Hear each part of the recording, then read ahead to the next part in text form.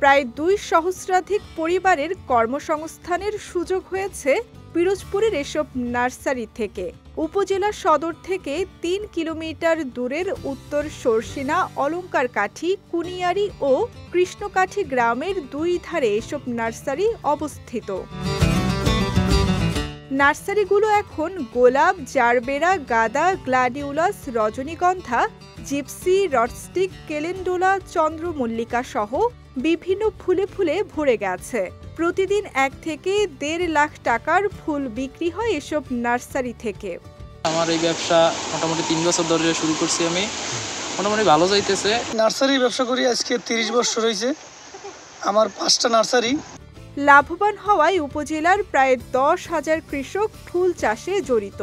এর মধ্যে অনেক নারী কৃষকও রয়েছে বলে জানান উপজেলা কৃষি কর্মকর্তা।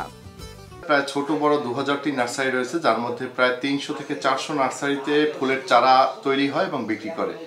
এখান থেকে বাংলাদেশের প্রত্যন্ত অঞ্চলে বিভিন্ন এলাকায় ফুলের চারা যায় প্রতি বছর। দেশি এবং বিদেশি প্রায় ২০০ জাতের ফুলের চারা এখানে পাওয়া যায়। এর সাথে প্রায় ১০,০০০ কৃষক, যার মধ্যে উল্লেখযোগ্য পরিমাণ নারী কৃষকরা জড়িত। প্রতি বছর আমাদের যে তরুণ উদ্যোক্তারা এই নার্সারির কাজে আগ্রহ প্রকাশ করছে এবং প্রতি বছর অনেক ভিজিটররা আসেন এখানে সৌন্দর্য উপভোগ করতে, একই সাথে ফুলের চারা কিনে নিয়ে যান।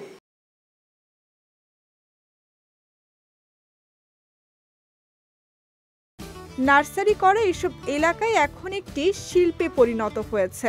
উপজেলার ২৫ ভাগ মানুষ নার্সারি পেশার সঙ্গে জড়িত।